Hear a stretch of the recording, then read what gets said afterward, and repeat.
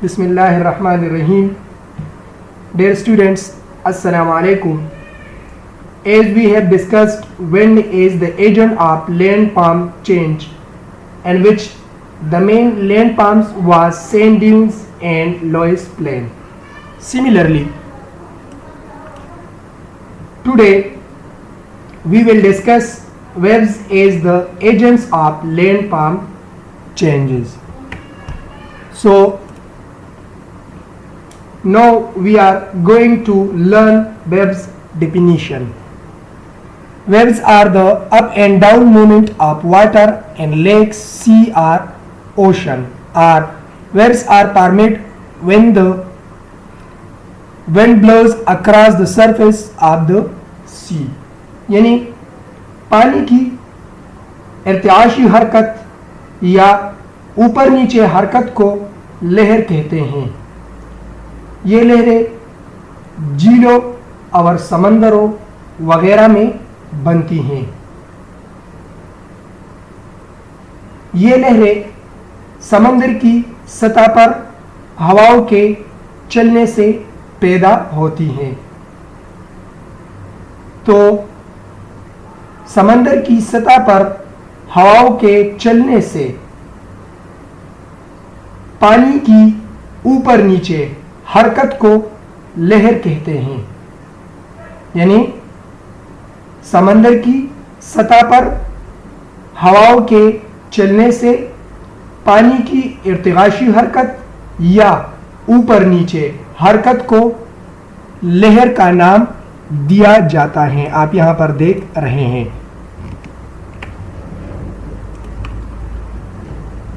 Waves also play a role in the modification of landscape. Waves have enough power to erode material, transport and deposit them.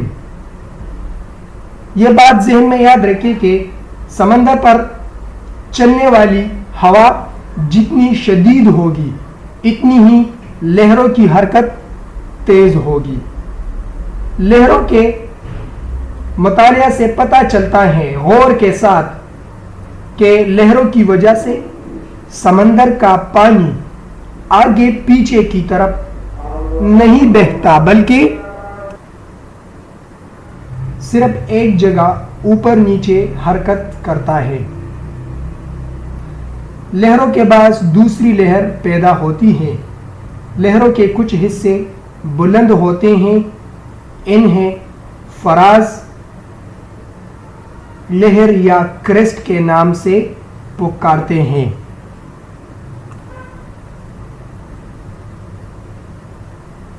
जबकि जो हिस्से नीची होती हैं इन्हें नशीब लहर या ट्रॉप यानी जोब के नाम से याद किया जाता है. वेव्स यानी लहरें ये भी पानी की तरह, ग्लेशियर की तरह और विंड की तरह ज़मीनी खदूहाल को तब्दील करने में अहम किरदार अदा करती हैं.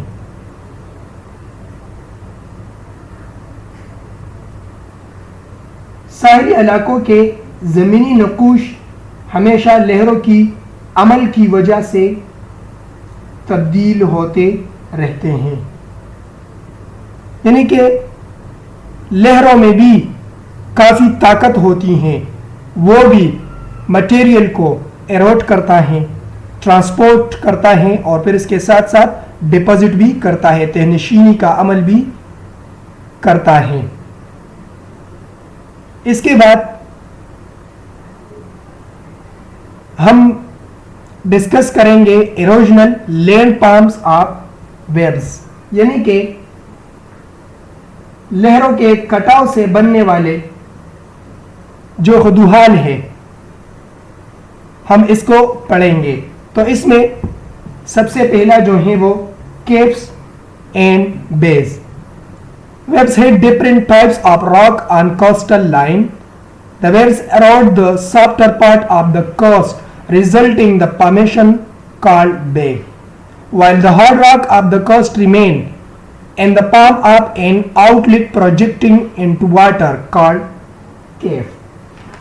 मुख्तसरन ये कि समंदर या पानी का वो हिस्सा जो खुश्की में दूर तक अंदर चला गया हो तो हम उसे बे का नाम देते हैं।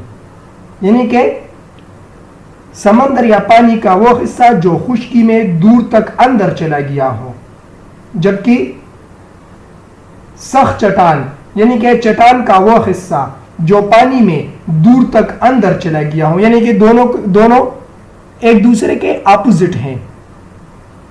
बे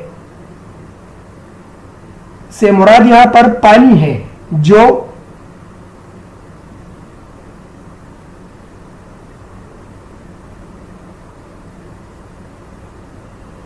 खुश्की में अंदर चला गया हो दूर तक, जबकि केव से मुराद चट्टान है जो पानी में दूर तक अंदर चला गया हो, जैसा कि आप यहां पर तस्वीर में देख रहे हैं।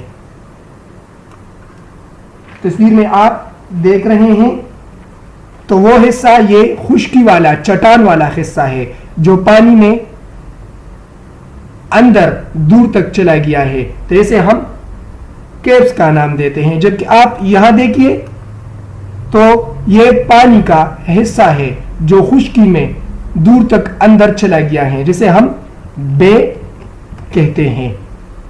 फिर इसके बाद सी क्लिफ्स हैं। The steep sided vertical wall like standing rock of the coastline is called cliff. The hard rock of the coast stands uneroded, resulting into the formation of cliffs.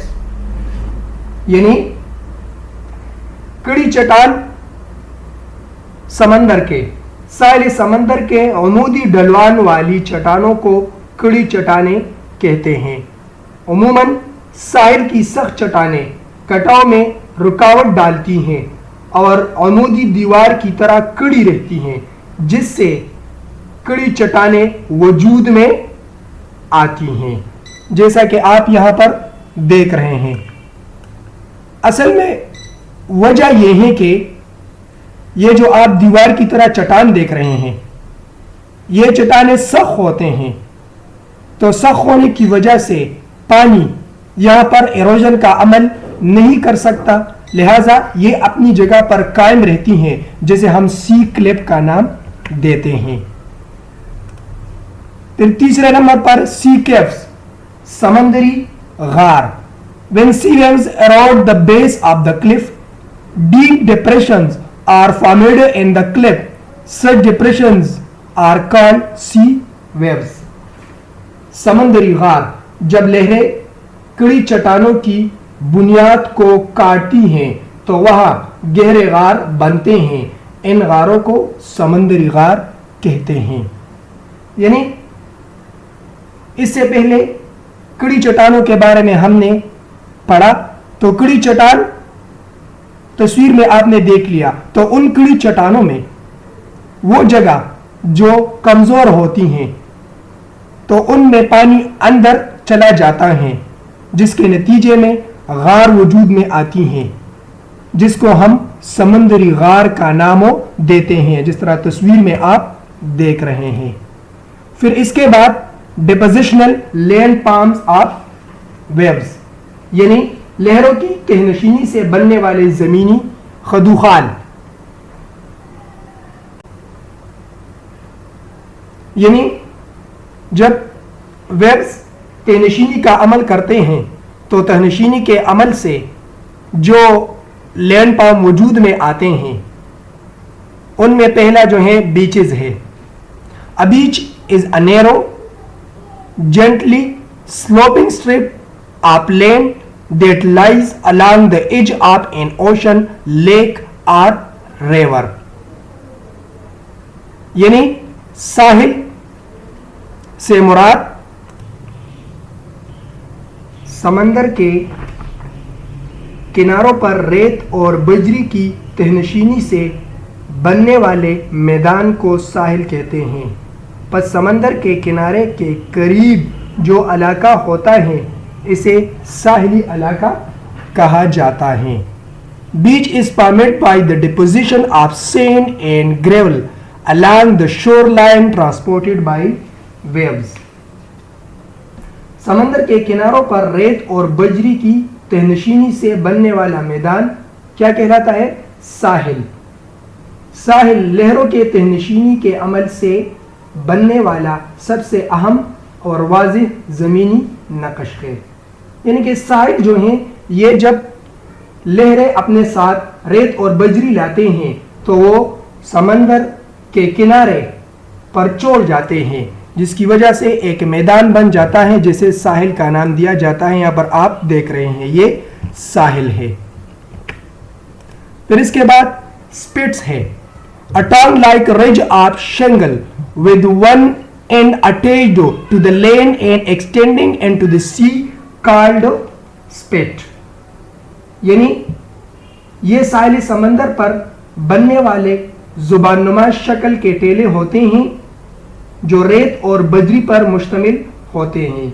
ये एक तरफ से खुश्की के साथ मुंसलिक होते हैं जबकि दूसरी तरफ पानी के अंदर होते हैं. इससे मुराद वो जुबानुमा अशकाल हैं जो रेत और बजरी पर मुश्तमिल होते हैं और ये इसका एक तरफ खुश्की से लगा हुआ होता है जबकि दूसरा तरफ पानी से लगा हुआ होता है. यानी कि एक तरफ खुश्की से और दूसरा पानी के अंदर तक मौजूद होता है, जैसे हम स्पिट का नाम देते हैं. Third number bars. A range of sand and shingle formed in the sea called bar. जबकि इसी तरह जब रेत और बिजली के टीले समंदर के फर्श पर किसी दरिया या खलीज के दहाने पर बन जाते हैं तो इन्हें बार कहते हैं. यानी ये भी इस तरह है, लेकिन ये समंदर के अंदर या खलीज या दहाना के बारे में मैंने आपको बताया था कि जब दरिया किसी समंदर या झील में दाखिल होता है तो हम उसे दहाना कहते हैं. तो यहां पर इससे मुराद बस समंदर है, पानी के अंदर जो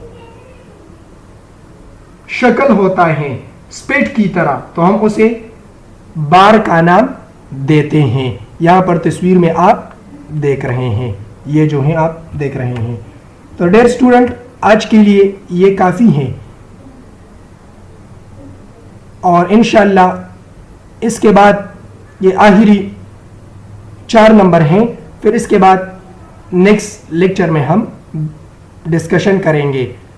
4 नंबर मड प्लेट्स हैं.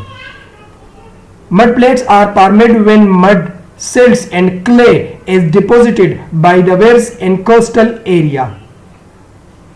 जब लहरें कीचड़ को कम गहरे पानी में या साहिल पर जहीरा कर देती हैं तो कीचड़ के मैदान वजूद में आते हैं. यानी कि जब वेव्स अपने साथ कीचड़ ले जाते हैं तो एक जगह एक ऐसा आता है तो जहां पर वेव्स का जो पावर होता है वो खत्म हो जाता है, तो वहां पर ये वेव्स पानी वो कीचड़ छोड़ जाते हैं. तो इसके नतीजे में एक मैदान बन जाता है जिसे हम मड प्लेट्स का नाम देते हैं. The areas of mud deposit are usually covered by forest called mangrove forest. जबकि कीचड़ के मैदानों में एक खास किस्म के जंगलात पाए जाते हैं जिन्हें मैंग्रोव जंगलात कहते हैं. तो ये तस्वीर में आप देख रहे हैं ये मड प्लेट्स हैं, जबकि यहां पर आप देख रहे हैं तो ये मड प्लेट्स में बनने वाले जंगलात हैं, मैंग्रोव फॉरेस्ट. आपका होमवर्क ये है कि write and memorise the erosional land forms of waves. यानी कि वेव्स की वजह से जो इरोजनल लैंड फॉर्म है, कटाव के जो खदूहाल हैं, वो लिख कर याद कर ले.